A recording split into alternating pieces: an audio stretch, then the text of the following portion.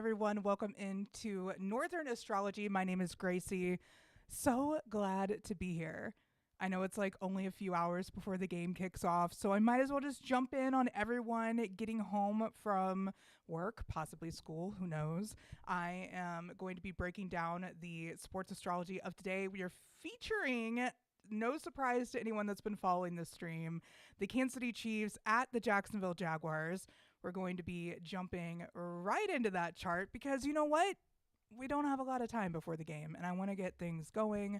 I want to have plenty of time for you guys to pop in with any questions or opinions. We've already got one person in the chat, Noti Gang, what's up? Thank you for having notifications on. That means the world to me to be able to produce things in real time and have people show up for it. And I can't think of a better way to spend a Monday night in October than streaming and talking about the stars. You know, we have a full moon today, and that is pretty obvious in the chart that we have for today's game. We have at the 9 o'clock position kicking off today's game is going to be the rising sign. That's where we find the theme of everything starting off, right? So that's 9 degrees Taurus if you are following along with the chart. Like I said, 9 o'clock position. That is a Sagittarius ruled degree of Taurus, and it's definitely shows up loudly in the Sabian symbols. So we have our handy dandy 360 degrees of wisdom by Linda Hill, and we're going to jump right into it. So today's karmic degree of the game chart is 9 degrees Taurus, which is represented by a Christmas tree is decorated and shines in the darkness.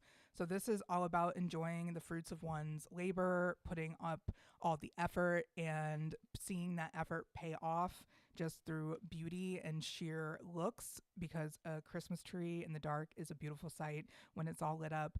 The truth degree of this rising sign for today's game is represented by a Red Cross nurse with warm sympathy. This is all about unconditional love and understanding and being compassionate towards one another, right? This is also all about emotional and spiritual warfare, as well as spiritual welfare and looking out for people that are experiencing symptoms of possibly emotional distress, spiritual distress. This is also about volunteer work and bedside manner. So we'll see how this plays out for a football game, right? The solution degree is a woman sprinkling long rows of flowers. So it's all about the patience and the care that you put into today's game. Notably, since Taurus is ruled by Venus, we are going to be looking at Venus today, which happens to be even closer to the South Node. I know that it was like the other side of the South Node for the last couple weeks, but now it is on the end of the South Node heading towards the end of Virgo. So still conjunct that South Node. The energy of today in general just still feels like that full moon apocalyptic type of feeling, right? Full moons, if you work in the first responder sector of our world, you know that people go to hospitals more around full moons. There's a lot more activity around behavioral flare-ups around full moons. People really are impacted by these lunations. It's not just like, okay, full moon, and then next thing you know, it doesn't apply anymore because we're on to the next lunar phase. These full moons set the course for the month ahead, and that is the month ahead from full moon to full moon. So the full moon in Aries tonight will be shown up really loud during Scorpio season. Next full moon in Taurus, that will be the next big full moon. Obviously the next full moon, but it's going to be the next lunation of that type of energy. Full moons illuminate, they shed light on things that we might have missed. So wherever this full moon is happening in your astrology chart, if it's in the 12th house like today's game, it might be a little bit murky. You might be going through some spiritual awakenings, especially since this full moon is in Aries, which rules the head and the mental process and everything in the head. So that can be a little bit rattling sometimes when we're in charge of that. So moving into today's game, the chart ruler is in the 5th house, conjunct the South Node, which kind of indicates to me that refs are going to be very, very nitpicky today. They're going to be very detail oriented. Things might get passed over or looked over a few times before they get cleared as far as officiating calls go.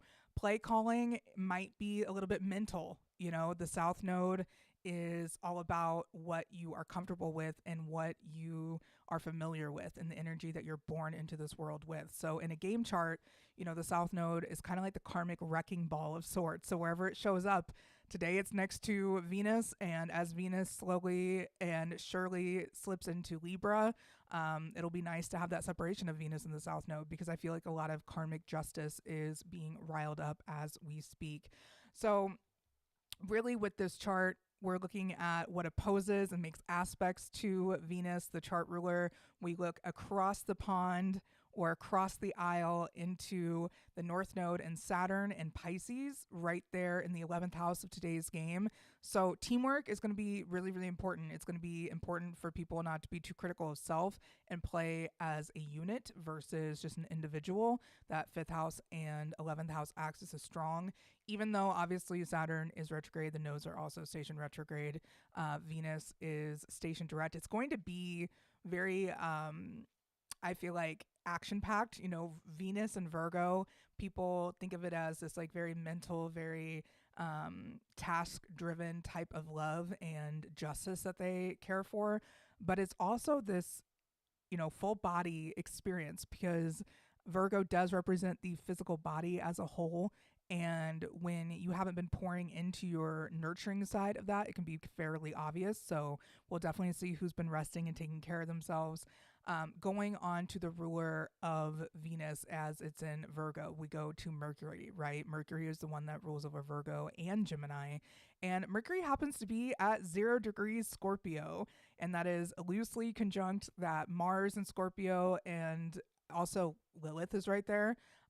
The part of fortune for today's game is at 11 degrees Scorpio. So I'm very excited to see how that plays out. So Scorpio energy is going to be pretty powerful. As we'll see, there's a lot of Scorpio placements in the specific players charts that we're going to be looking at too. So definitely a mix of things. But when we look at these game charts, we are looking at the current transits, right? So if you want to rag on me for only talking about sports, breaking news, I talk about so much on this show, from my childhood down to my past jobs and career paths to things that I want to do in the future, things that I'm currently doing now. But the topics of astrology are interwoven into concepts of larger factor like spirituality, and the type of consciousness awakening that we are going through as a collective is quite obvious in the transit charts. Having any planets around the 0 point, which is 0 degrees Aries, is powerful, let alone having Neptune and Saturn dancing around there. It's a big one. And the moon had passed by Neptune and Saturn on the way here. Also passed by Ceres in Aries as well. It'll go over Chiron after the full moon at 14 degrees Aries tonight. So there's a lot of past wound illumination happening. Maybe it's like past mental blockages that you just seem to be hung up on. There's so much that we can learn with this lunation that can be kind of like a lightning rod. We are the lightning rod, and the full moon is the lightning coming down and illuminating parts of our charts or our lives. You never know. This is really going to be, to me, like we're going through the first house. We should probably start there for the actual game chart. I've kind of been going all over the place, but having Uranus in Gemini station retrograde in that first house, I do think there could be a lot of flip-flopping on who has better control of the ball. I know that we've been talking a lot about the Chiefs and drop passes. I do believe that is because their sun is conjunct Uranus retrograde in Gemini, and that's really like showing me that this actually is the right chart for the Chiefs. So we'll get into that obviously when I do the comparison charts. Going into the second house, this is where I find pace of the game. This is ruled by Mercury, as the second house starts at 8 degrees Gemini. So we once again are going back to that Mercury and Scorpio. So Mercury and Scorpio is very much what everybody thinks Mercury and Sagittarius is.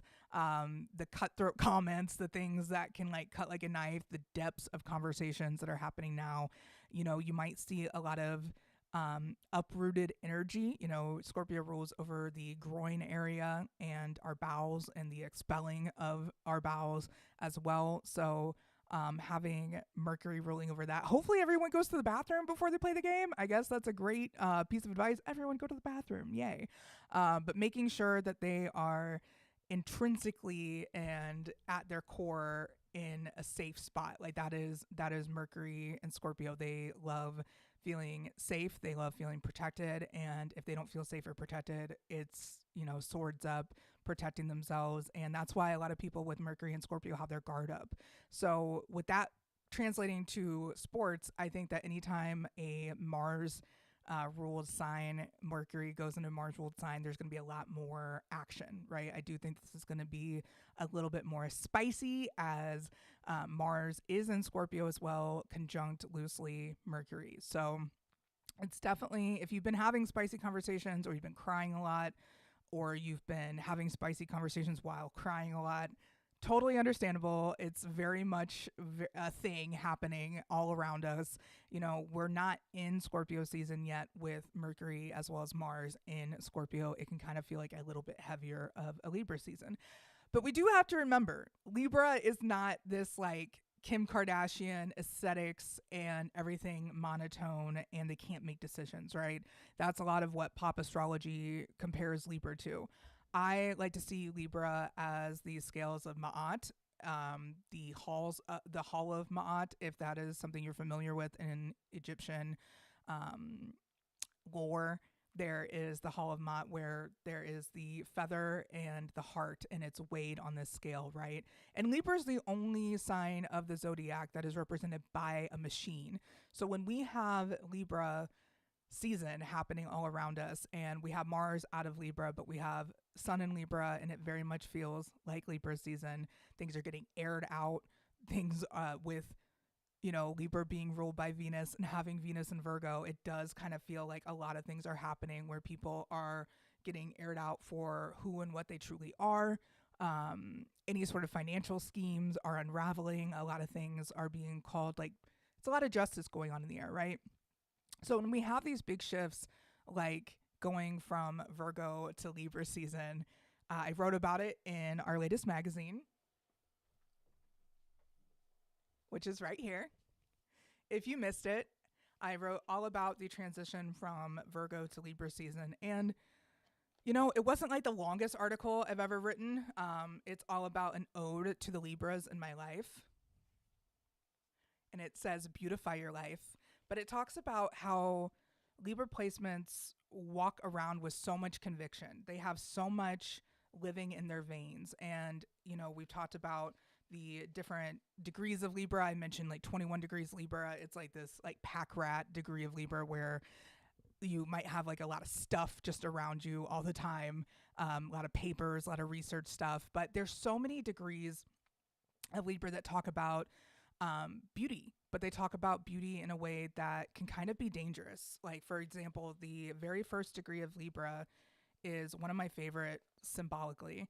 It is a butterfly preserved and made perfect with a dart through it. So you can kind of see, there you go, you can see that. I'm like, I'll just put it right in front of my face because I'm not Vanna White, okay? There it is. And this is all about perfection and making beauty immortal, not immoral, immortal. And it's like this preserving of beauty, this perfection of beauty, this standard that's just like not many people can live up to that. So when you see a butterfly that's preserved perfectly with a dart through it, it's like, yes, it's beautiful, but how was that collected? At what cost was that beauty? And that can be kind of the theme of Libra. So very much interesting to see with the full moon. I also have the book that we wrote, all of us. There's Alessia, Amanda, Jamal, and myself. Yay! This is the Astrology of 2025. It has every lunation in it. And the one that we have for tonight's full moon, yay, has all the Sabian symbols, and it talks about the 3 degrees that we look at, right? So 14 degrees is the exact karmic condition of the full moon, and it is represented by a serpent coiling near a man and woman.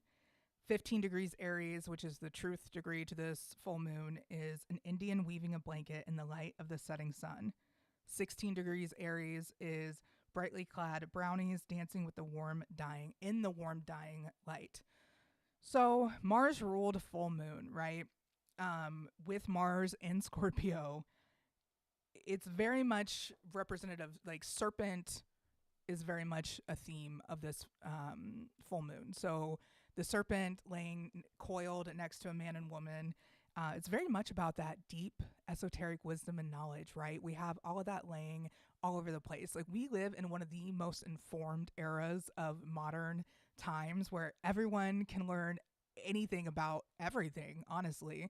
And it's just about how much information you're truly willing to seek and how much information you're truly willing to go out and find yourself. And if you're going to rely on other people to feed you information, it might be a good time to reevaluate that path, because if you're relying on others to feed you information, even this stream, right? Even this stream, I'm like, hey, I'm going to give you enough information astrology wise so you can go out and research it yourself. I'm not this end all be all with astrology. I'm not the expert. I'm simply an enthusiast that loves to share the things that I've learned, the things that I've developed along the way. While I don't have a lot of time for one-on-one consultations like I'd like, I have plenty of readings available, and they are all able to be purchased on my website, and they go through varying levels of expertise, right? It's not all like expert level astrology takes. It's not all I can put things and word things differently. I also have free 101 astrology guides as well as free workbooks to work with the Sabian symbols, which is something that I work with all the time. The book that you guys see, The 360 Degrees of Wisdom by Linda Hill, that book is my Bible essentially for astrology. A lot of people would prefer a book like this that's like a handbook to all the different aspects, all the different placements of planets and luminaries in your chart. But for me, I deal with such abstract images and things that I pull them from things like Sabian symbols, which were channeled 100 years ago by Elsie Wheeler. And they're just visual images for every single degree in the zodiac. So that's why I have a very specific process that I do. It's not like everyone else. I know that on Twitter or X, whatever you want to call it, a Stellium Sky, the user, mentioned that when they were looking at my readings, they're like, I don't see people looking at the part of fortune, vertex, and the Sabian symbols like you do. And I'm like, good. I want to be unique. I want to offer unique things to the astrology world. So when I do have availability, and I'm not, completely booked or completely busy, I love diving into people's charts. So getting to do a one-on-one reading for someone and showing them their magic that lives within, that is the highest honor you can give an astrologer. And it's always an honor to be able to do that for someone. So I love doing the personal readings as much as I love doing sports astrology. So it's a lot of fun. But if you want to learn more about what is happening this full moon, one of the main themes is focusing on what you can control, like your own actions, can bring you to peace. Creating magic from the pain one has faced through life can look like painting, weaving, writing, breathing into your own body again, or something like organizing your pantry, exactly like you've always wanted. There is magic in the seemingly mundane. There is magic and gathering, as well as with the solution degree to this lunation being all about gathering with those in similar values and goals to shake off the stress of the day. Brownies, if you don't know, if you're not in the United States, Girl Scouts brownies are the younger category to Girl Scouts, and they're are the intro to the outdoors. They're the intro to girl groups and working with, your feminine energy and how that can connect with nature. And so that's what brownies are all about. But it's really very much about embracing the Venusian season around us, even though Venus is in Virgo. I know it can be kind of painful sometimes with that transit, but we are getting there. So that is kind of the full moon diagnostic from our book, The Astrology of 2025. And now we can go back into the game chart, right? So having a sixth house sun in Libra, now that we've talked about the full moon and what that brings, that will be directly opposing the sun. So a full moon is when the sun and moon oppose each other. So every Libra season, there's a full moon in Aries. Every Scorpio season, there's a full moon in Taurus. Every Sagittarius season, there's a full moon in Gemini. And that's how it works. Like, part of astrology is this polarity and the understanding of opposites that happen when you start to work with an astrology chart. So that's kind of why I went off on that little tangent about the moon and what we can expect with it tonight. And depending on where that is in your chart, there's all sorts of activities to do. And a lot of it is just breathing out resentment. Like, don't hold resentment in your body, is, if I could just summarize it in one way, let the anger go through breath work, through bonfires, whatever it is you need to do to make that kind of like express from your body in a way that's healing. Because when you get rid of anger in your body, it feels so good. Yes, I've been working on that a lot. Aries sun right here. If anyone knows what this full moon is going to be like, I promise you it's me. So going to that sixth house, which is ruled once again by Mercury as it starts at 27 degrees Virgo, we have that Mercury in the sixth house. So the sixth house, 12th house, both intercepted. I do work in Placidus, so there's a chance that if you use whole sign, this game chart would look totally different. And that's where I can say, you know, as a Taurus rising, if this wasn't whole sign, you know, Libra would be in that sixth house completely on its own. Or Scorpio would take over that seventh house, and that's where it would begin. So I can't really say much about that side, but from Placidus, when you have an intercepted sun and vertex in the sixth house, I do see that as a little bit of problems with physicality, possibly from carrying too much weight. Libras right now, if you are Libra, whether it's sun, moon, rising, Mars, Mercury, whatever, having Libra season and the sun going over those placements, even if it is, you know, your birthday and it's like your solar return, it can feel like you're on fire. And it can be your back, it can be your hips, it can be like that whole area that Libra rules over in the body. And it can feel like a lot. So if you're feeling highly pressurized, it's okay. I do want to say that Libras do seem to be favored in this game, just with the vertex there at 17 degrees.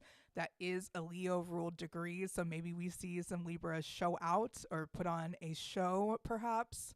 Haha, if you're a Taylor Swift fan and caught that little reference to the one and only King Libra, Travis Kelce on the Chiefs. We also have some other Libras. Carson Steele is a Libra. We have his chart coming up too. So seeing that Libra intercepted in the sixth house, physicality might take a little bit longer getting started today, or there could be just some pain just being kind of held over from this new moon could be, or this full moon could be just, you know, illuminating problems that have been existing before too. Who knows? With that Mercury and Scorpio there in the sixth house as well, I do think this game is going to be very physical as well as emotional.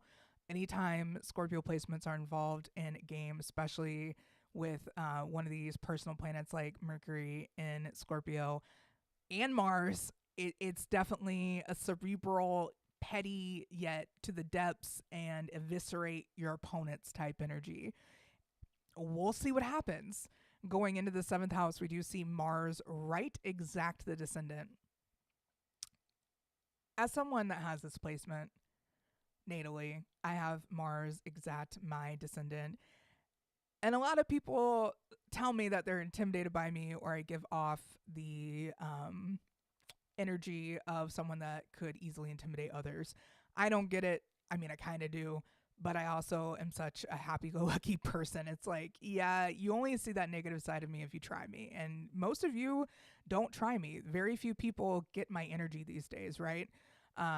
So it's very much something that it is what you make of it. And tonight, I do think it's going to be very emotional, very vocal, very in your face, and physical. Going into the eighth house where we see Vesta. Vesta, it keeps the heat going. It keeps the fire going. Vesta is where we feel that hearth and home of the game chart. And I do think tonight, with the travel team possibly being favored since Vesta is in Sagittarius in the eighth house, seeing the ninth house be empty for tonight's game does make me think a little bit about, hey, maybe this is an open-ended game. The fourth house has white moon Lilith in there, which I don't really apply to sports astrology. It's just part of my default setting. So I apologize if that throws anybody else off. But seeing that fourth house with white moon Lilith and Leo in there at the Libra degree, the home team's going to have to play their heart out. That's what that shows to me. Anytime there's a Leo placement, especially in the fourth house, you're going to have to play your heart out.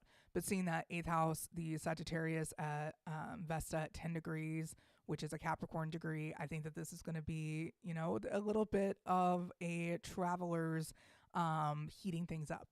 Like I said, ninth house empty, but it starts at the 2 degrees of Capricorn. And then the MC is also ruled by Saturn, which is station retrograde in the 11th house in Pisces. Seeing Saturn dominant people excel when, there's a lot of Saturn emphasis on a game chart is definitely possible. With Pluto right there on the ascendant, definitely transformative in the public eye. Like there's something about tonight's game that's going to be very transformative or shift the public opinion in one way or the other. It is Pluto retrograde on the MC, right? So that doesn't always mean positive things. It could be if there's any issues with calves or ankles for tonight's game on either side of the ball, it could be very obvious, or it could be a very public ankle or calf problem on for an athlete tonight, or something that they might have to revisit at another date. Going into the 11th house, which starts at 22 degrees Aquarius, we see the North Node in Pisces, as well as Saturn in Pisces, station retrograde. That energy is just like, we are in it. Like right now, the North Node pointing to this like mystical, I'm not trying to be Benson Boone here, but the mystical magicalness of Pisces energy, it's strong. And there's a lot to be said when you have like foot injuries being really loud right now, with all the Saturn ruled houses, the 9th, 10th, and 11th house all ruled by Saturn, and Saturn in the final degrees of Pisces, station retrograde. It can very much be foot complications. It could be not planting your feet at the right place. There can be an obsession over, where you're trying to go. Erasing the past is big with Pisces North Node, rewriting the past or redefining what the end of life kind of means to you. So interesting to see in a sports chart. Once again, I have seen a lot more foot injuries this year with the North Node and Saturn both being in Pisces. Saturn will go back into Aries February 2026. So there's that. In the 12th house today, we do see Neptune, Ceres, the Moon, and Chiron all there in Aries from 0 to 25 degrees. The 12th house is where I feel like we get our consciousness and our subconscious cleared. Like if there's something on your mind during a game, there's going to be some underlying tension no matter what. It's a game. Like my friend on Twitter, Astro Kate, says this is a war chart as much as it is a football chart. So we are going to go ahead and pull up the home team for today and see how that kind of shows up for this war chart, right? So the first thing that we notice is seeing in the first house, we have the Jaguars South Node, which is at 3 degrees Gemini. Shout out 3 degrees Gemini, where my moon is. We see Uranus retrograde right there, right? So we're just like, okay, this is a energy that the Jaguars are comfortable with. They are comfortable with being a young team. Obviously, they had just gone through their Saturn return a couple years ago, with their Saturn being in Aquarius as well. But this was their first Saturn return, right? The Chiefs are on their second Saturn return already, with their Saturn in 22 degrees Aquarius. So we see that this team is going to be familiar with how the pacing of today's game and like the general how they show up to the game with that first house, their persona moving forward is very much comfortable to them. Seeing their moon also in Gemini and that second house kind of indicates to me that today's game is going to be all about their emotional pacing and their emotional stamina. Gemini moon, I've seen accounts being like, oh, the moon loves being in Gemini. I don't think the moon enjoys overthinking and being dissociated from all feelings and possibly their nervous system all the time. I think the moon is happy in a lot of other signs, but like Taurus, Cancer, very happy there. But Gemini, No, I think that's lazy astrology when you say things like that. The moon in Gemini is very intellectual. It can be dual in nature. It's very much, something that it's not black or white thinking. It's all the thoughts, all the thinking, all at once. And they're very curious, of course. So I think this is going to be a mentally tiring game for the Jacksonville Jaguars more than anything else. Oh, yeah, we do have some chat messages talking about all the different Libras tonight from Dycliffe. We got Trevor Lawrence, Brian Thomas Jr., the Libras, also Travis Kelsey. Yes, we are getting to the players' charts. I do have Trevor Lawrence's chart picked out and ready to go, so I'm excited to show you guys that one. Going into the third house where we do have Jupiter at 23 degrees Cancer tonight. It is conjunct my Vesta in the first house. I'm so happy. This is a very fun transit. This is empty for the Jaguars as well as the fourth house, so there's not like a lot of conflicts happening there. So there is a chance that the Jaguars come out of this mentally and emotionally on top and plot a win. I'm not saying that that's not possible for tonight. Going into the fifth house, we do see Chiron there for the Jaguars, and that Chiron is at 8 degrees Virgo in that fifth house, which is loosely conjunct the South Node and Venus. Just realized I haven't had any water this entire time, so please excuse me.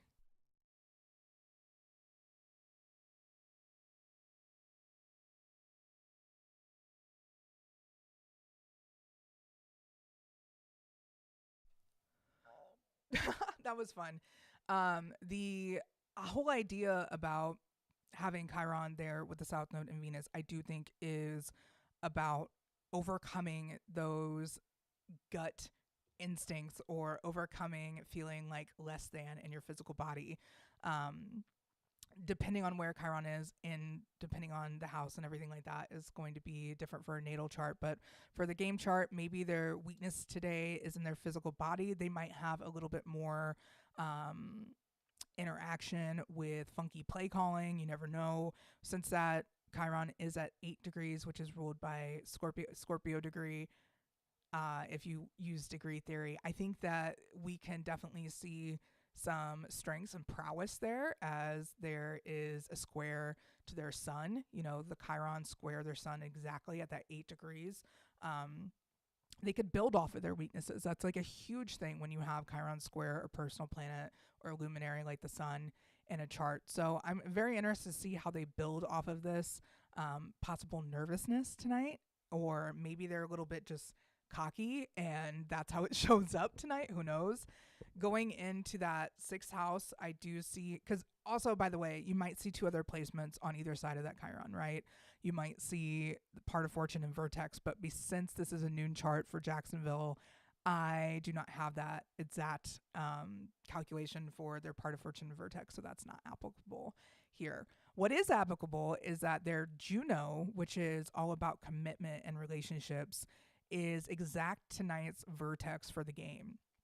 So maybe the Libra energy plays out well for the players mentioned, Trevor Lawrence and Brian Thomas Jr., and they show out a little bit. Who knows?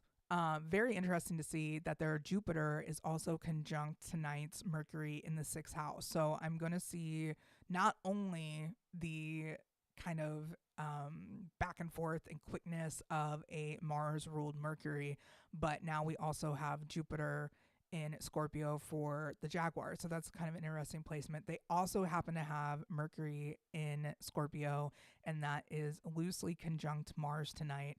And it's their Mercury return. So that's exciting for them. That's definitely probably going to lead to a more fast-paced, athletic type of show up for the Jaguars tonight, as well as their Venus in Scorpio. So their Venus and Pluto in Scorpio, a Venus-Pluto conjunction in Scorpio is pretty intense, right? It's like having Persephone and Hades both nestled next to each other in your chart. Venus in Scorpio, very much Persephone energy, very much the damsel that gets taken to the underworld. So I kind of think that like the Jaguars themselves might feel a little bit conflicted internally. They might have a lot of like, I don't know, dark energy somehow here. I don't know what that could show up as. I know they have a pool in their stadium, so that's very Venus and Pluto in a water sign conjunct, as well as their Mercury there. That's a very much like water, and water is a great thing for them to have around, as it's like a good training tool for anyone that has that many water placements, especially in all tight in that conjunction of 7 degrees from start to finish with Mercury and Venus. So very interesting there. They also have their North Node in Sagittarius at the 3 degrees Sagittarius, which is represented in the Sapien symbols by 2 men playing chess, which is all about calculations and calculated movements. So very interesting to see for tonight. Their sun is at 8 degrees Sagittarius, like you talked about, being square their Chiron over in that 5th house of tonight's game. So maybe a little bit of a masterclass happening here on the Jaguars as far as learning from their mistakes, or maybe they get the better end of the refs tonight, or they get completely screwed and they're left talking about this and being mad about this for a long time. It's a lot of things, I love reading astrology charts, but sometimes it's like, well, one of a few things can happen and here are all the options. So it's fun. Going into that 8th house, where I like to say it represents the odds and the gambling side of things, it represents Vegas, in my opinion. Vegas is very much the 8th house.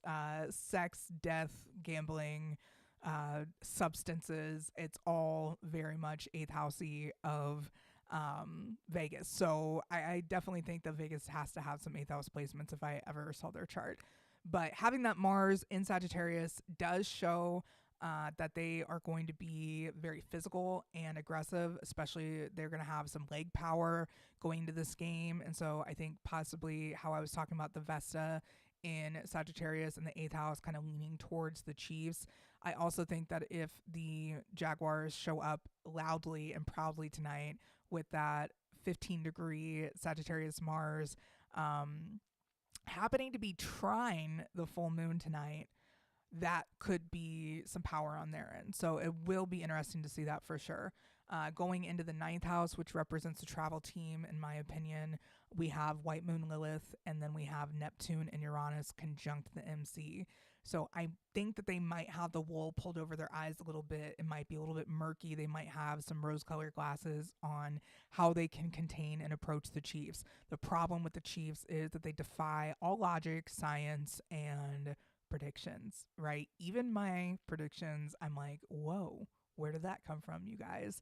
So definitely going to be interesting to see how they show up tonight in that situation with Neptune and Uranus both conjunct exactly at 19 degrees Capricorn. I'm very familiar with this degree, as that is the degree of my Mars. So very spicy degree, very much a degree of putting it all on one person's back.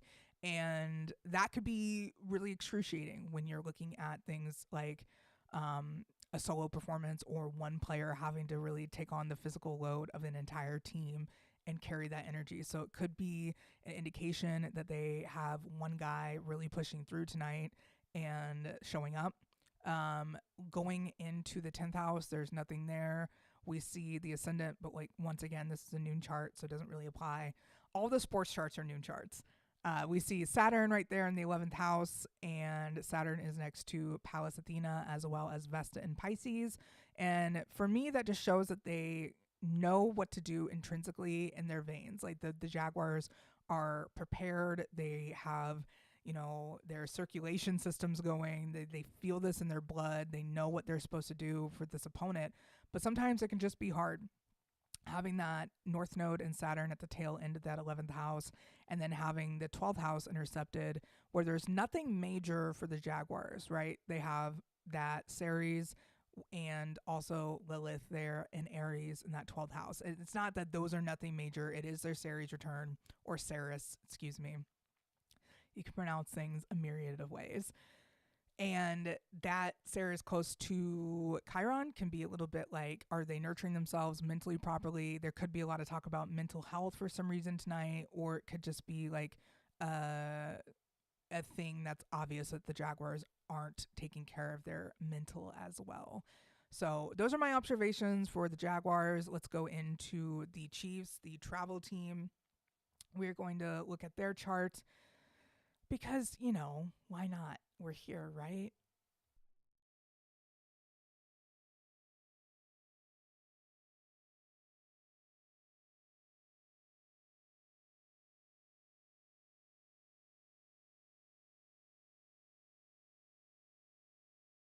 Figured I'd give you guys some time to just look that over. Going into the first house for the Kansas City Chiefs and how the game shows up tonight, we see Mercury retrograde at 23 degrees Taurus, as well as conjunct their exalted moon in the first house and their sun at 0 degrees Gemini. Lots of fun there. I feel like when you have anything, if you have early Gemini placements or early mutable placements right now, you are feeling Uranus retrograde as well as just Uranus and Gemini. It is a very loud feeling from transportation, not struggles, but transportation back and forth that have been happening across the country. If you live in the United States, you know all about the airports and travel and air travel being all over the place. So, very fun time right now that we have. But for tonight's game, I do think that the Chiefs show up strongly. We might see them falter a little bit at the first, but then they end up finding their rhythm and getting going. What really sets a tone for me for this chart is singing the North Node conjunct Jupiter tonight in the third house for the Chiefs. I do think that this shows a little bit of a boost emotionally, mentally, spiritually for the Chiefs, as well as producing some possible blind spots. You know where they want to go. You know what they're trying to do. They're trying to become a household name across the world or around the world, whatever you want to call it. And you can really see the impact of them being like a well-known brand and a well-known part of the conversation when it comes to sports. And I think the Taylor Swift effect has definitely had some huge impact on the Chiefs' global brand recognition, and it's just becoming more and more obvious with Jupiter and Cancer.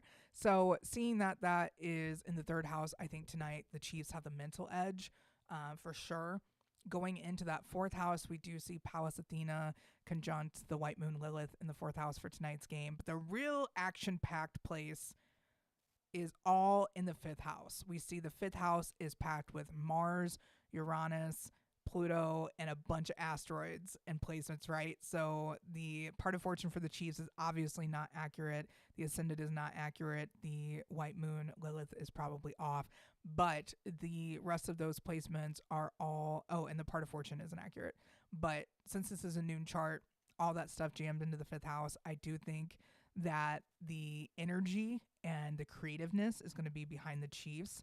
Yet it is a game where they have Uranus and Pluto loosely conjunct the South Node and Venus in Virgo. So it is anyone's game to play tonight. I do think the physicality shows up more for the Chiefs. Going into that sixth house, it is also empty for the Chiefs, but they do have Neptune, their station retrograde, on the descendant. So while the Jaguars have Mars right on the descendant, the Jaguars have, what do they have on the descendant? Let's look at that real quick because I forgot. Oh, they have Mercury right there on the descendant. The Chiefs are absolutely going to be confusing people, I think. Yes. I'm going to get to the comments here in a minute, but going into that eighth house with the Chiefs, nothing there.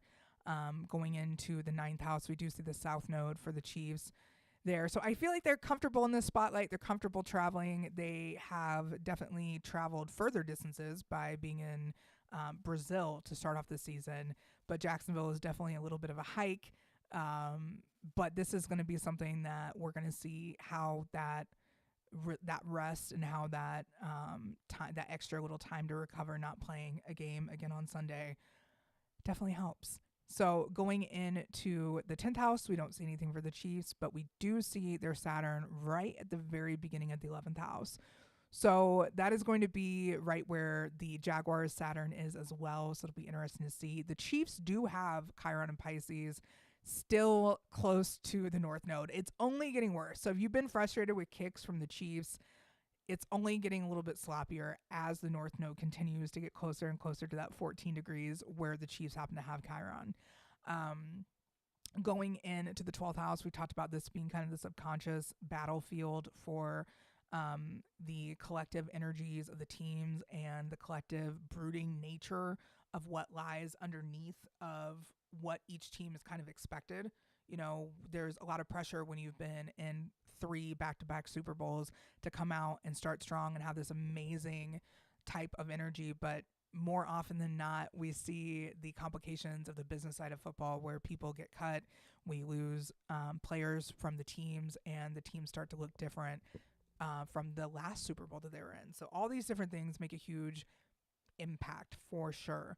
Seeing that the Chiefs have Jupiter and Venus in the 12th house of tonight's game, the last time that they had Jupiter in the 12th house, I believe they lost, and I believe it was a little bit of a blind spot for them. They do have Jupiter station direct, and that is near the moon for tonight's game. So I do think the benefit is going to be to their mental health once again, as Aries does rule the head, and that's where the moon is tonight, and it's right next to their Jupiter. Their Venus is in the 12th house conjunct the ascendant. I think that helps them pacing wise a little bit today. I think it helps them be vocal, but like they're vocal for a collective cause. They're not just being vocal selfishly and for the individual. It's going to be a collective type of energy. So very excited to see all that. Let's go into the tri-wheel, which I did just pull up so we can get to the fun part, which is seeing individual charts, right? Having all the people that we mentioned earlier and then some special players mentioned as well. Going into this chart, we do see the Kansas City Chiefs on the outer wheel, so the very far outside. I mean, looking at Synastry charts, let's be real, you guys. Like, there's a reason that people charge a lot of money to read Synastry reports. I speak in Synastry. There's a book that is actually an accompaniment to the same authors and everything, and it's like the Astrologer's Handbook for Relationships and Synastry. And it's also a really great book if you're looking to start out with understanding Synastry and how it shows up. Can I help you read a sports chart? I mean, I'm trying, but this is something that's brand new to me. I am brand new to learning sports astrology, but thanks to a lot of great people, mostly Andrea Malice, Virgo in Service. That's her handle on all social media. Andrea has been incredible and very vocal. She's done radio appearances, TV appearances, talking about the astrology of sports, and there needs to be more of a study, right? So I just nominated myself to talk about every single Chiefs game. Not sure what other people do. I saw a guy for Detroit Lions fan that pulled up the moon phases for every Detroit game in the last 5 years or something. I have one better. I pulled up the Chiefs every single game. I calculated and charted every single game since the Kansas City Chiefs moved to Kansas City. That's 941 games. And I found the moon in every single chart and calculated that. I'm working on that data as we speak and figuring out what to do with that next because it's kind of amazing. But I want to do the moon phases as well because I do think the moon phases have a lot to do with the impact of the game. So going right into it, I do think that we have the handy dandy post-it here. It's not, I do think, I know we have the handy dandy post-it here. So I'm going to start doing the numbers to watch for today's game. And we are going to start right at the first house. So going in the first house, just because we have not only Pluto, but we also have Uranus in Gemini at 1 degree is why I believe this to be a good number to start with. We're going to go with 9 as well. We're going to go with 11. Let's see. So the reason I picked 11 is through the Aries moon at 11 degrees Aries, obviously. And that has been, I'm trying to go in order, but some of these are all over the place. We're going to say 13 is another one to watch for. Let's do 26. 34. I'm trying to do math on the fly here, so please don't mind me. And that's going to be the vertex doubled. We do have the part of fortune also at 11 degrees, so that's why I think 11 is going to be big here. But also multiples of 11, right? Like the 22s, the 33s, the 44s, the 55s. If there's a 66 or a 77, 88, 99, all the multiples of 11 are going to be key here for tonight's game too. Let's go into a little bit further. We're going to see, I had 18 for last game, but I'm not sure. I'm going to say 75 I know I skipped from 34 to 75 and didn't put any numbers in between. Uh, I did say the 44 and 55, so if we're going to do that, we can say 44. And 55 I said last game, so I'll say 44 for today. And then let's go into the bigger numbers.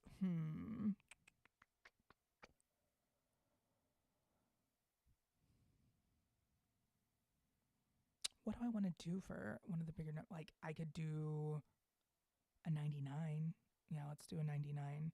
So 1, 9, 11, 13, 26, 34, 44, 79, and 99 for tonight's game. The players to watch for: Taurus, absolutely. You are on the clock.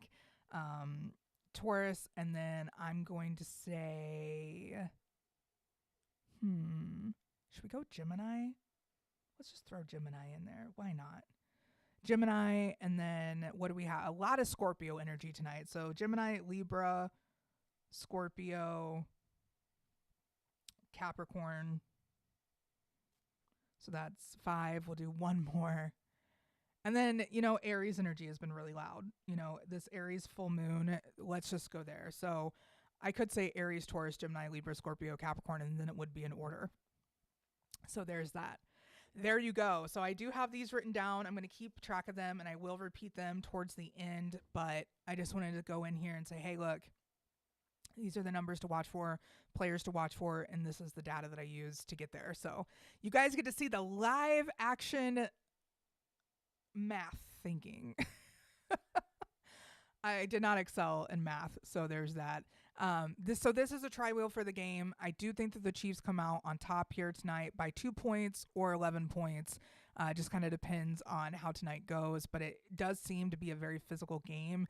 It's going to come down to who has the most tenacity, who has the most fervor for winning, who has the most drive to get there. With Mars in Scorpio as well as Mercury in Scorpio, we are seeing not only the brain wired for competition, but also the rest of us. Like that, like I talked about Scorpio ruling over the loins, groin, bowels, and all that. It's like, where does that fire come from within? And with Vesta being in Sagittarius, which Sagittarius rules over the legs and hips, the butt, the glutes, Sagittarius energy is going to be key, like having that big runs, big explosive runs, having just a lot of leg power and a lot of energy left in your legs is going to be key. So let's jump over to the fun stuff, right? Trevor Lawrence, happy birthday, buddy. And on October 6th, 1999, Trevor Lawrence was born in Knoxville, Tennessee. We do not have a birth time at the moment. So there's that. But we do have his chart compared to the game, and you can cast that on there. I do want to say with his Saturn in the first house, this does come off as responsible. It might seem like he is physically taking the game on his back to try and win tonight. A first house Saturn in a natal chart is very much the epitome of someone that is wise beyond their years, somebody that might come off as, a little bit childish at times because, the first house is ruled or is home to Aries. So anytime you have first house placements, it can be a little bit infantile in nature, but having just a steady approach to this game is going to be key for Trevor, especially having Saturn in that first house. Tonight, going into the second and third house, we don't really see much outside of his Pallas Athena. So Pallas Athena is all about mental process, knowledge, how you share that. So we could see him sharing possible emotional knowledge. He helps people get reeled back into the game. I can definitely see that. Him kind of being an emotional beacon of insight and clarity can definitely be a thing here. Having his North Node, which won't activate until well after his Saturn return, which he has a while to go. His North Node will be in Leo, and that's at 11 degrees, so that's going to be trine the moon tonight. So he could very much get easily frustrated, and it could be a matter of mental burst with that Aries moon trine the heart. Like head over heart, and it's really about what he wants to put in effort wise. Having that fourth house north node though shows that he's going to show up loud tonight in the home field and at his home stadium. So going into the fifth house, seeing that his Venus is at the mermaid sitting on a rock waiting for her knight in shining armor to come save her degree. If you have any placements at 29 degrees Leo, I freaking love this degree. It's all about what you are waiting on to save you. And if you're waiting on external circumstances, if you're kind of like sitting around like, okay, what do I do next? It's knowing that you have everything that you need already within and really working hard to intellectualize your heart, right? 11 degrees is a Aquarius degree. Having that as your north node with your north node in Leo, that is a battle between the circulation system and the heart and which one is going to win. Like a lot of people see the heart and they're like, oh my gosh, that's the powerhouse of our body. But everything else that supports it, they might not see as something as important. But without the Aquarius side of the circulation system and the calm, cool, collected of Aquarius, the loud showman of Leo can't come through, right? So having North Node in Leo as well as a Venus in Leo, and tonight being a Venus-ruled game, that could definitely show up for Trevor to his benefit. He does have his moon in Virgo, right? So this is not the exact time for his moon, but it's definitely in Virgo because it only moves 6 degrees either way. So it could be like 3 degrees Virgo or all the way to 15 degrees Virgo.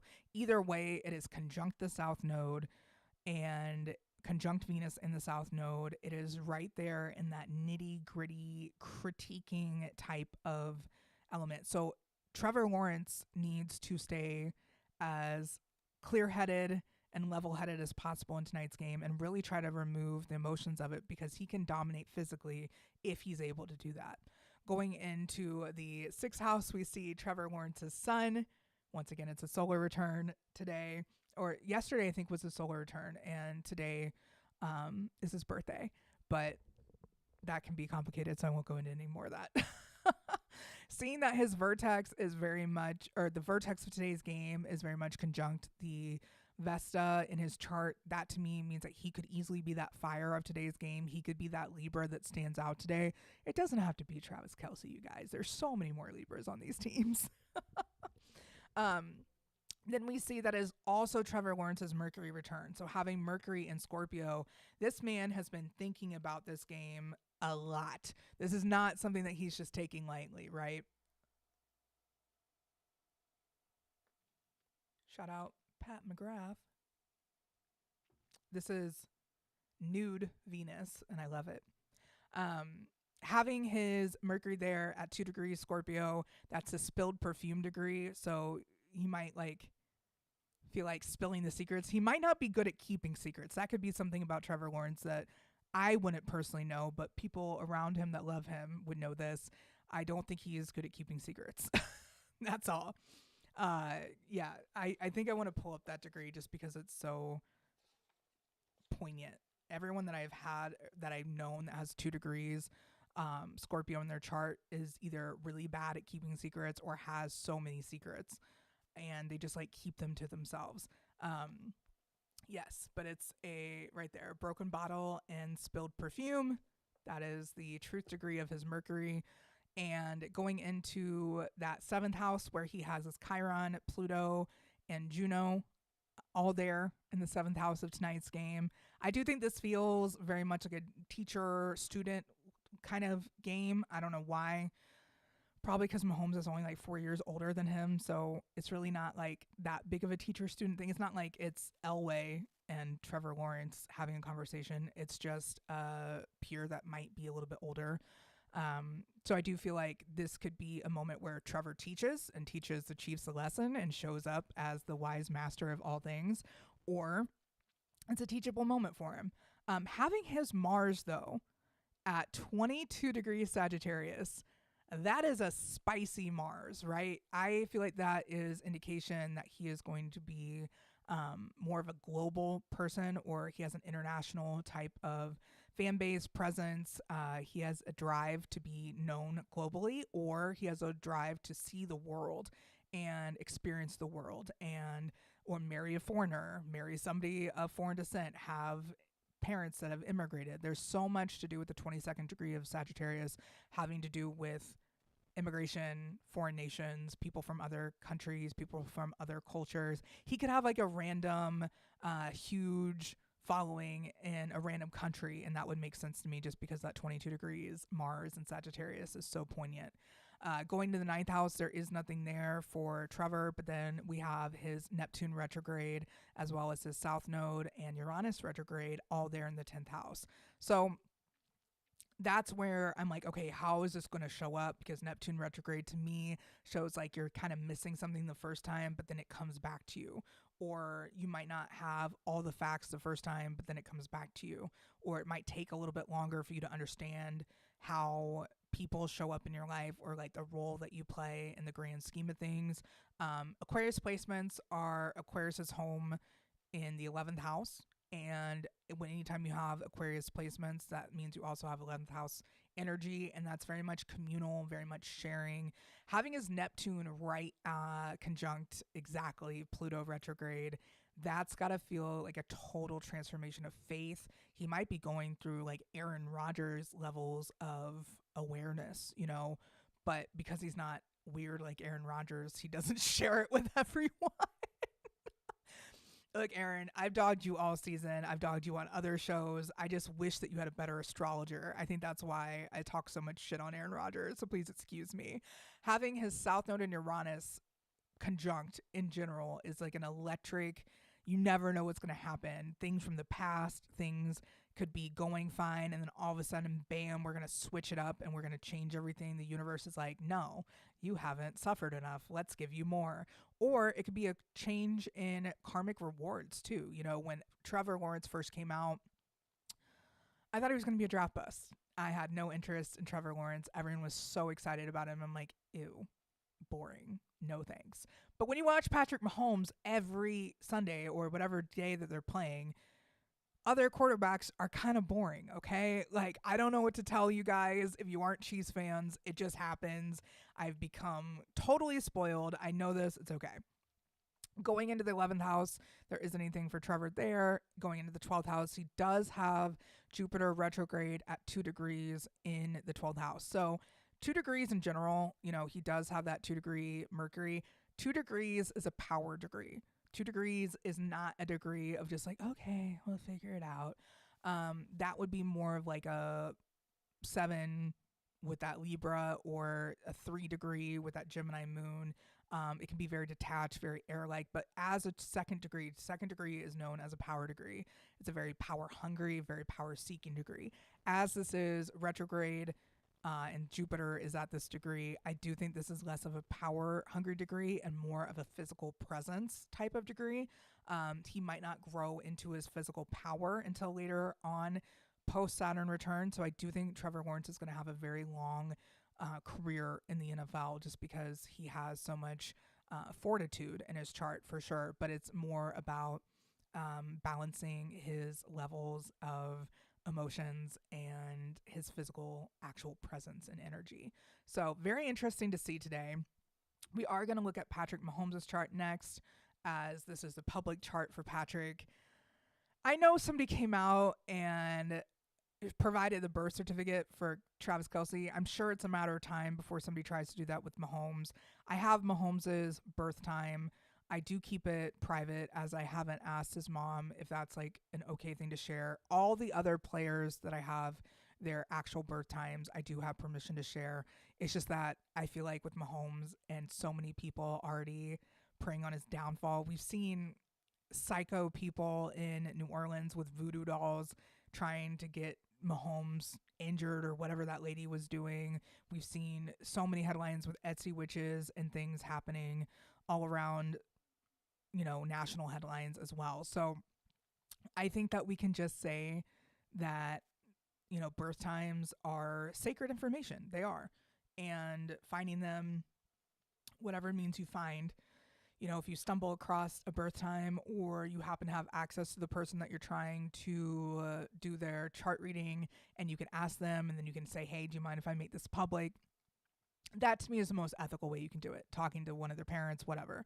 But some people do write into the Vital Check website. They do claim to be historians, genealogists, whatever, get the birth time. There's that.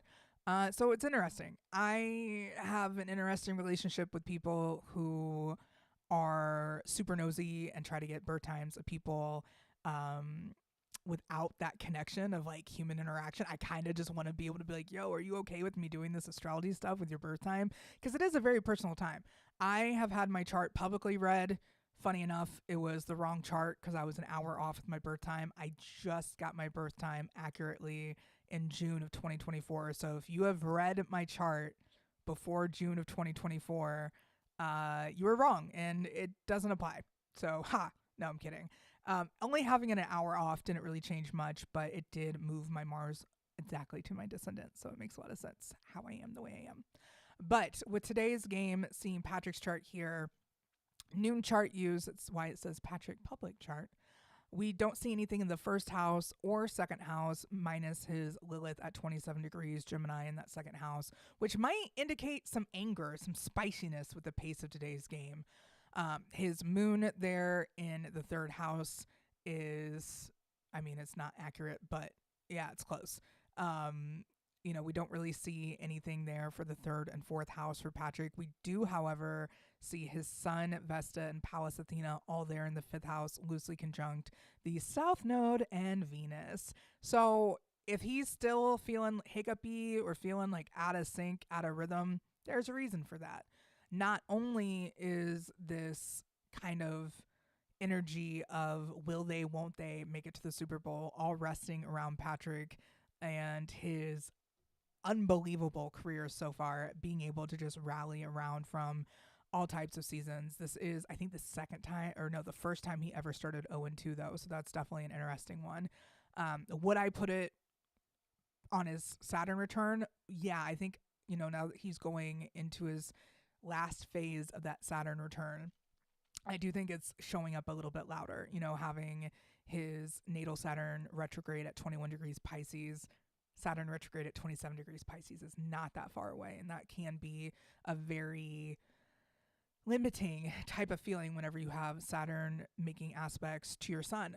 He has it natally, right? So he has Sun opposite Saturn natally. Venus is exactly opposite his Saturn today, though. So that'll be an interesting one to see play out. Going into the sixth house, where we see his Chiron and Venus and Mercury and Mars for today's game, I definitely think that there's going to be a lot more aggression coming out of him. I think he's going to play a very physical game today. I think he will be putting his best effort forward and playing his heart out. And, a Mars return will do that for you.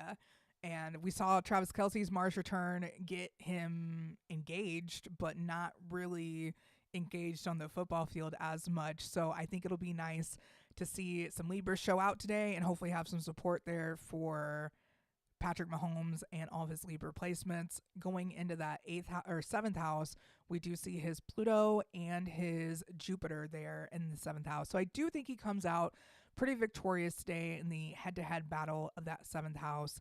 And, his Juno is right there where Trevor Lawrence's Mars is. So it's definitely tit for tat. They can keep up. It's going to be a battle of, how these quarterbacks show up. And I think that's why it's so fun to have offensive players charts, because it's like we can see how that action plays out. I would like some more defensive players charts, though. So if anybody has connections to Chiefs defense and wants to throw those out, cool. 22 degrees Neptune in Capricorn station retrograde on the MC, as well as Uranus retrograde exact the MC for tonight's game. I do want to say that this is going to be an interesting game for Patrick's health. He hasn't been rattled really for this season. He's been rattled mentally, emotionally, spiritually, it appears, but the physical rattling hasn't really happened. I would like to say that Pluto's right there on the other side of Uranus, so maybe this is just one of those situations where he's once again taking everything on his back, and we just see how that plays out. He might be running for his life to make first down stay, who knows, but having his Uranus retrograde very much on display on the MC of today's game will be interesting. having his Saturn retrograde conjunct the North Node and Saturn in the 11th house is where I think the team element plays out.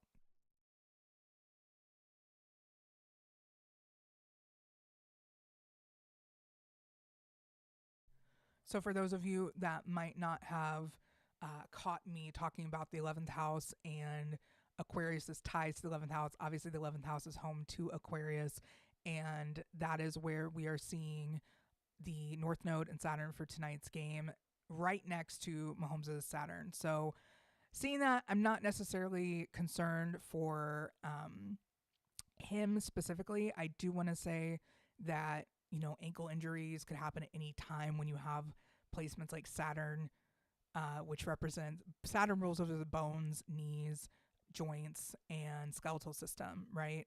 Also skin. And so when you have Saturn in Pisces, that usually means foot problems can happen. So I think a lot of his Saturn return last year was recognizing that feet things can happen.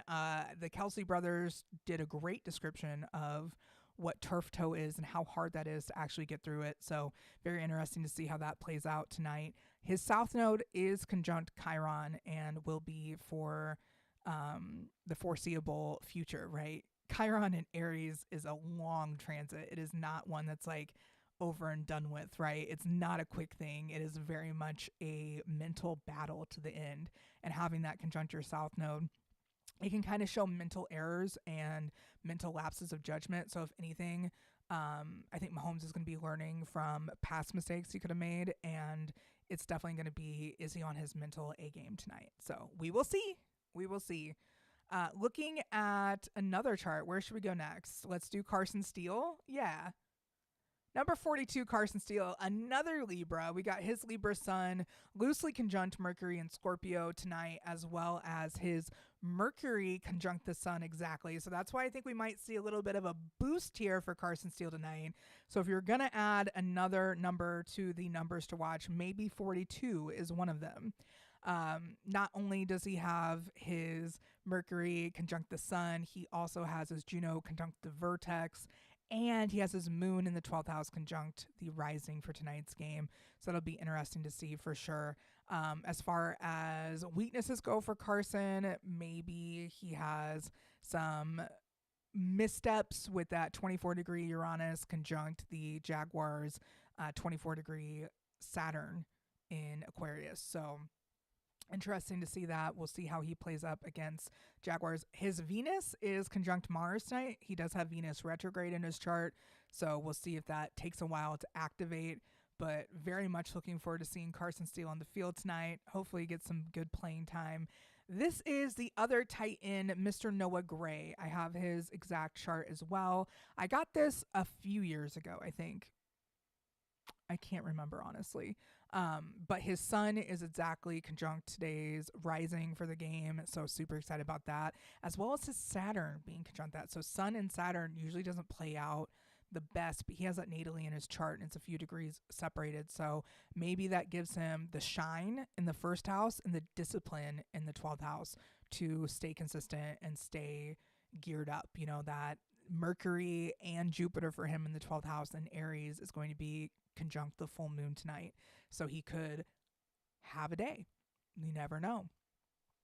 He also has Mars in Scorpio. His Mars is retrograde, but he has his moon in Scorpio as well. And that is loosely conjunct tonight's part of fortune. So that'll be fun to watch as well. Let's talk about the big kahuna, the tight end, the starting tight end, Travis Kelce. Thanks to, once again, Victor, the anonymous birth time collector, we have his birth time. And so this is going to be an exact representative of his chart for tonight's game with the game chart. So we do see his MC is in the second house. So maybe the pace of his game, he shows out a little bit with that. We're going to see a lot of him mentally helping pace the game. Not only is his Ceres and Jupiter in that third house, but also his Chiron and part of fortune all conjunct Jupiter of today's game. So he is going through his Jupiter return, and that can be exciting. It can also be a spiritual awakening of sorts, and it can be a spiritual reckoning of sorts. It can be a huge reward, and it can also be a huge obligation of like, wow, I've really limited my views in the past, so now I have to completely change how I see things, how I process things, and my blind spots or weaknesses. You might see yourself in a new light, especially with a moon ruled placement like Jupiter in Cancer.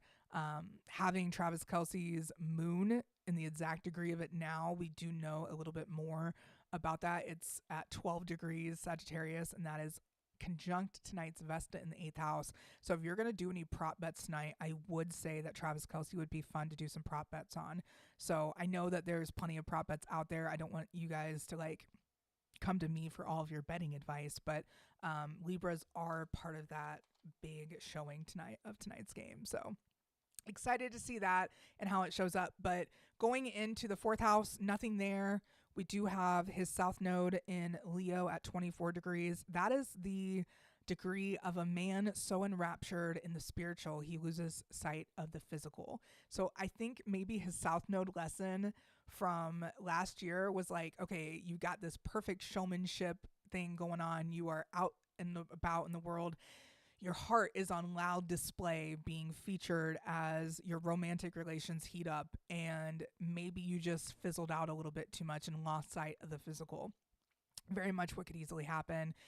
His rising sign is exactly at 21 degrees Virgo, which is where we do see Venus tonight for tonight's game, and that's going to be also conjunct his Mercury at 25 degrees Virgo there in that 5th house. So we're going to see the south node of Venus conjunction hit his rising as well as his Mercury. So will this be familiar territory for Travis Kelce? Absolutely. Will he feel completely and totally centered in his body to make tonight happen? We'll see. You know, with a solar return, sun and sun conjunction is usually a big boost. Also, the sun happens to be conjunct his Mars, which is also a big boost. And I'm excited to see how that shows up.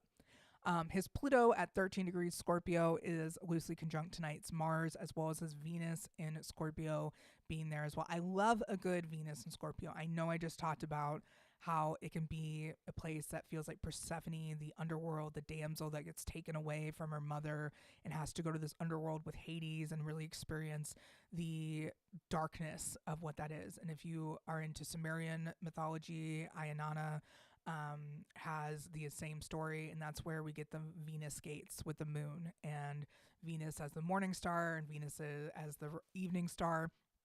It all connects, right? So if you want some cool lore, going and understanding the Rose of Venus cycle, I do have a free guidebook on my website.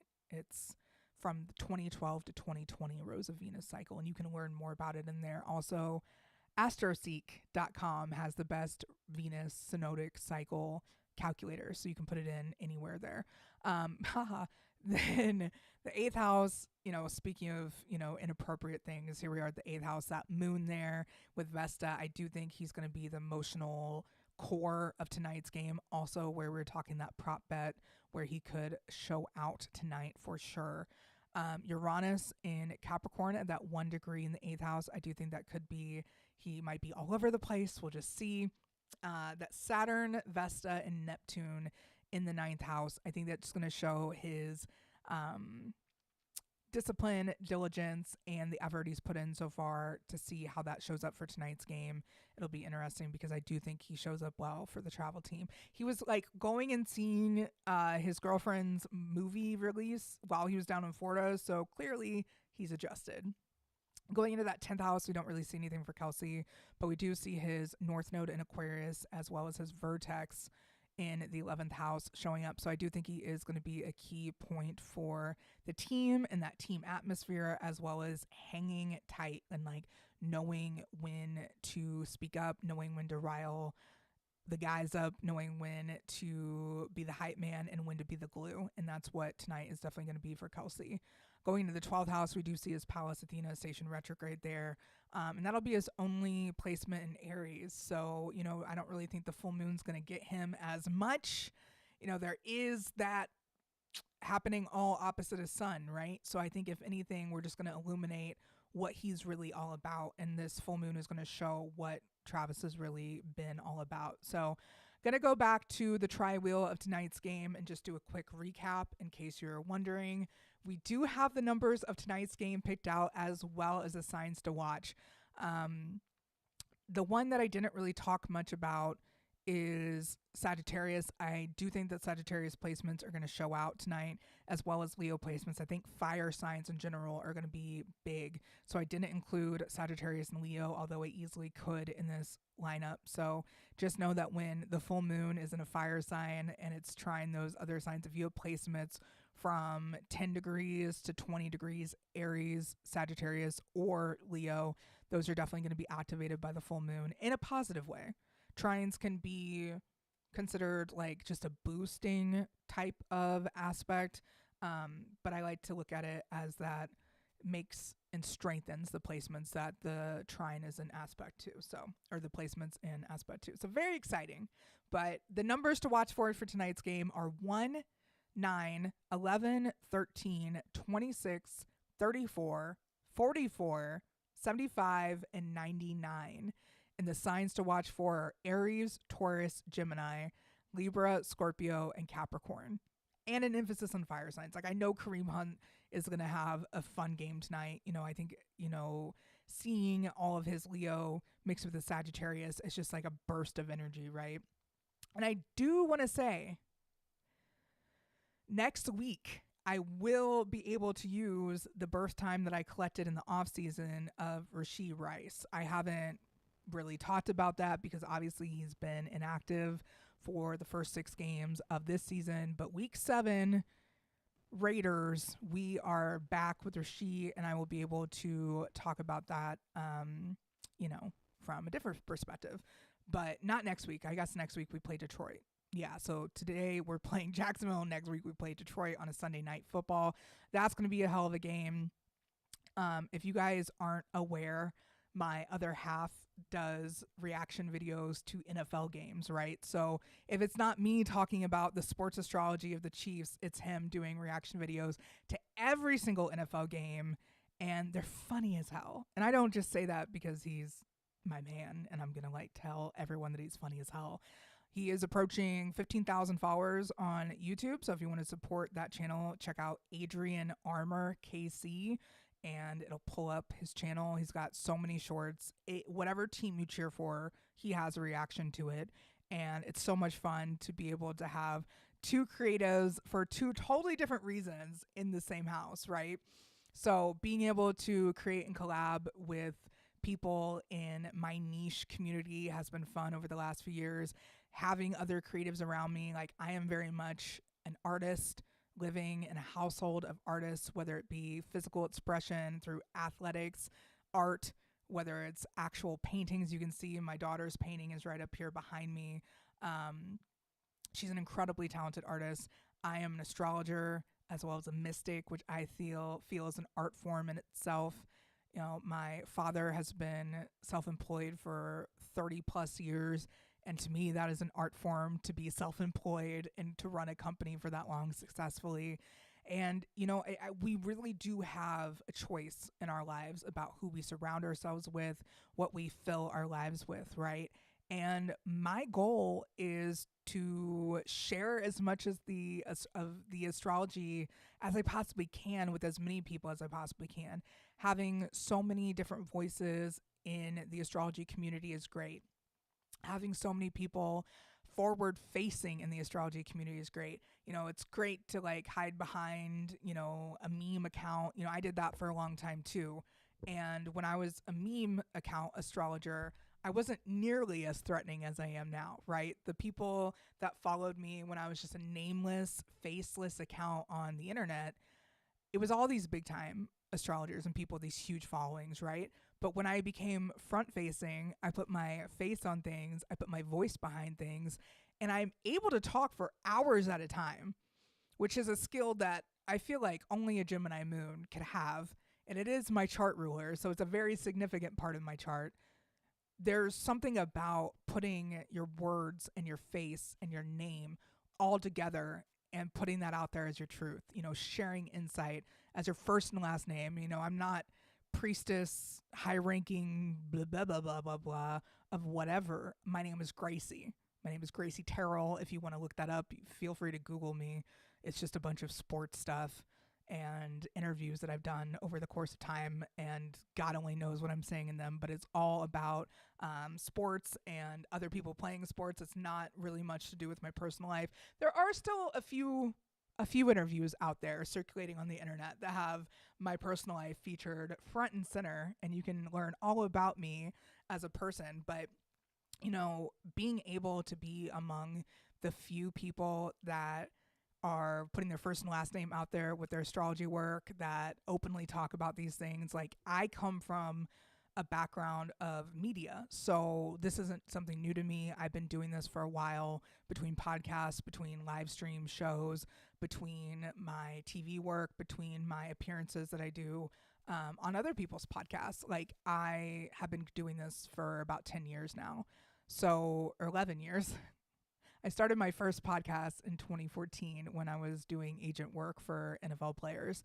And that was like, wait, so now I'm media and I'm also on the business side of things. That was a whole other like treasure trove that I got to work through. But people wanted to talk to me because I had an open mind, but I also had a business sense and wasn't going to put them in a bad spot, right? Half the point of being in media and half the reason that I am here on camera is so eventually I can interview these fascinating people, show them their astrology live, right? And then have a live reaction or record that and share that with you all.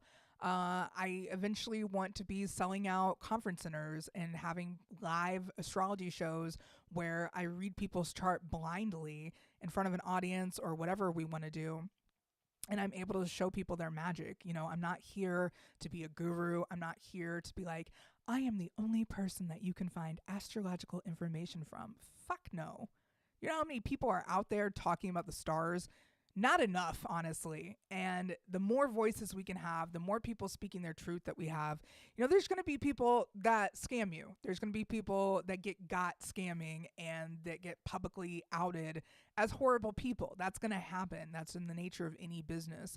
If you are doing shit poorly behind closed doors, or what you do in the dark often comes to light, however you want to phrase it, there's going to be times that you experience the karmic kickback of your own actions. And if your actions have been pure, full of vakshati, which is speaking your truth and speaking nothing but the truth, then more than likely your words come to fruition and the things that you put out in the universe come into fruition. This full moon is a great time for new starts, right? Would I start something right here, right now, today? Probably not. Would I wait a week? In a week from now on the 13th, that would be a great time to set things into motion. That is the first quarter moon. You can be like, or not first quarter moon, but it's 1 week after. That's a square to the moon. So that would be Cancer moon is what's going to be happening next Monday. There we go. Look at me go. Live delineations. But because of that, you can start a new path with this Aries moon. We can see that it's ruled by Mars. Mars is in Scorpio. We've got the head of Aries, and then the loins and groin and bowels of Scorpio is where Mars is. And it's like from head to toe, how are you using your gifts? How are you showing up in this world? How are you using your words? How are your words shaping your reality? I've had a really rough time this year with my health because a lot of the things that I pay attention to are topical. It's day by day. Can I get from point A to point B? That's all I really care about each day. And what's going to stop me along the way, right? So in April, what stopped me was developing Bell's palsy, where half my face froze. And I firmly believe that's from not appreciating my face enough as it was. Then, getting hit this summer with a few little obstacles that were personal happening in my own family life. That definitely happened. And then now I am revisiting a knee condition that I've had since 2018 when I hurt myself during my Saturn return. And I talked to the only doctor I trust, my chiropractor. Funny how that I didn't even go to a chiropractor like before June of this year. And now I'm like, the only person I trust is my chiropractor. My chiropractor mentioned today, like, surgery isn't going to be an option for my knee if I want it to heal holistically and fully, because what we find is that repetition and strength building and setting a good foundation for these things is what really changes everything, right? So now I'm rehabbing my left knee, my feminine side. It is not lost on me that that's where my knee injury is. And I'm learning what it takes to really set that great foundation. And if you don't know where to start and you don't know what the foundation is supposed to look like for you, or you don't know what that's supposed to be, find 14 degrees Aries in your chart, whatever house that happens to be in, whatever aspects that makes to your natal chart. Some people have placements around 14 Aries and they're feeling this full moon deeply and personally. It's in my 10th house. I hope tonight is going to be a great game. The Chiefs are either going to win by 2 or 11, or they could lose by 2 or 11, but I'm going on the winning side tonight. Close game, physical game, that's all well and good, right? But an Aries full moon is a great opportunity for you personally to start experiencing where you want to be more autonomous, where you want to pull your power back, how you want to move forward with your life. Your mindset and your mental strength is all about what you tell yourself every day. And if you tell yourself, I am learning astrology, I'm a master at the same time as being a student, you're going to have more depth, breadth. You're going to have so much more access to knowledge when you approach it on an even keel. Like, I know nothing and everything at the same time. And that's real. It's a very real way to approach astrology. But the biggest thing I can say is that stick with it. This is not an easy art form to understand. There are a lot of people that have been exposed over the last few months as being completely unethical astrologers and people that have just been loudly parading through the astrology community, really pillaging through the astrology community, and they're getting called out, whatever. This is a time to figure out what information you want to take from those voices that are constantly talking on social media, what you want to take as your own sign of this is what I want to pour myself into, what you want to start, what you want to complete, what you want to bring to this world. And RIP to Jane Goodall, the incredible environmentalist and Aries icon that passed away this last week. And, the trailblazing that woman did was absolutely insurmountable. So I feel like this is a great time to really hone in on your passions and hone in on the things that make you come alive. Like, hey, chimpanzees in nature did it for Jane.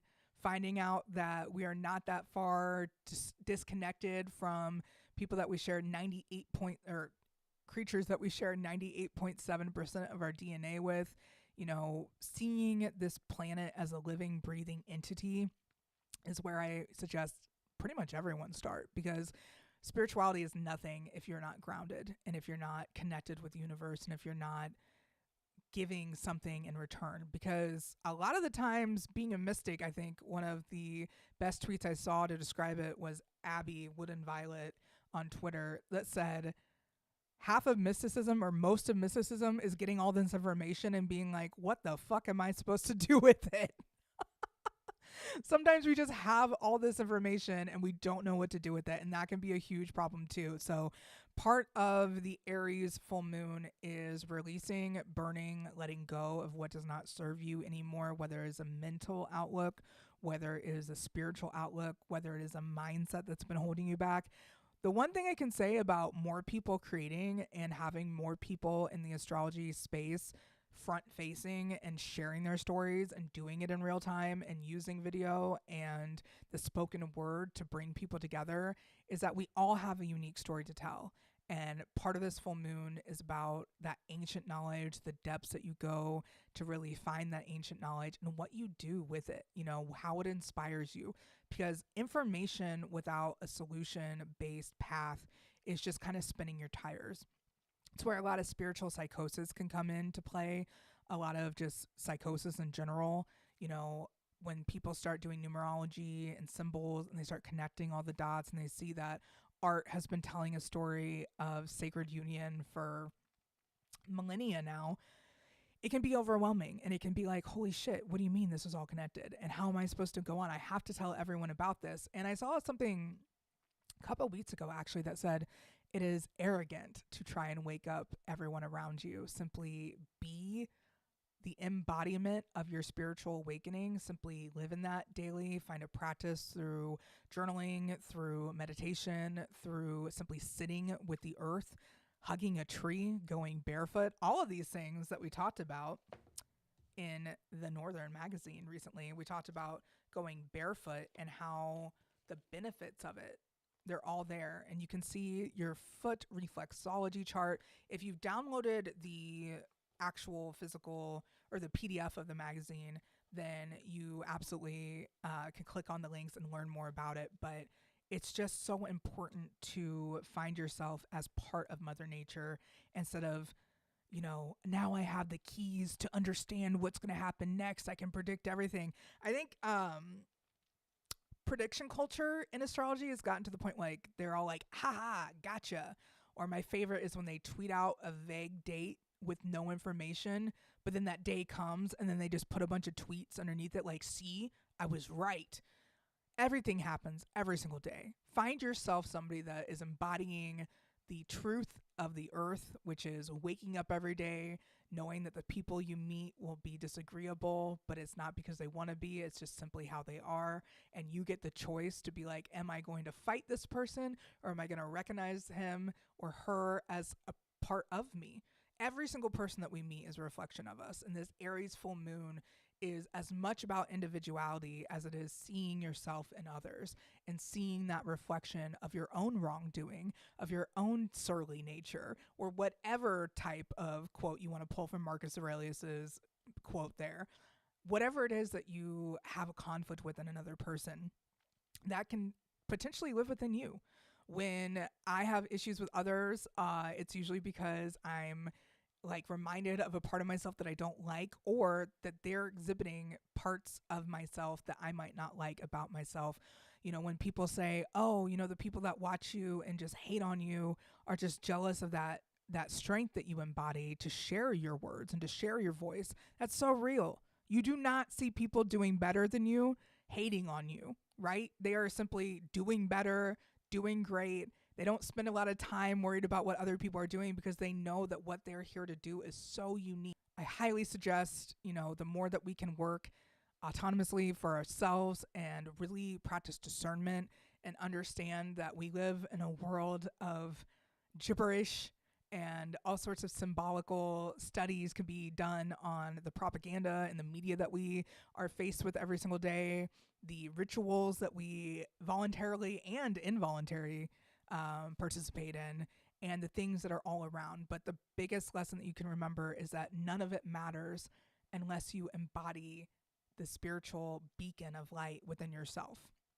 You can have all the secrets to the world, but if you're just yelling at people, telling them the end is coming, the sky is falling, everything is bad, it's not going to go as well. So once again, I'm very glad that I could be here and share all these things with you all and share this amazing art form of sports astrology that I'm slowly learning each and every day with you all, live, step by step. Very grateful for that. And I'm grateful for football to distract from any nonsense that's happening. Football is a great way to connect with others. I have been experiencing youth football, and it's been, youth tackle football is totally different from youth flag football. It has been so much fun to watch my son play and be involved in that side of the things. So I love football. I always will. I love astrology. So why not combine the two, right? So I love being able to sit here and yap about astrology, but I also love my free time. So I'm going to go and head out for now. But I appreciate each and every one of you commenting, chiming in, sharing any sort of insights you may have. We'll see you after the game and see how it all plays out. Go Chiefs.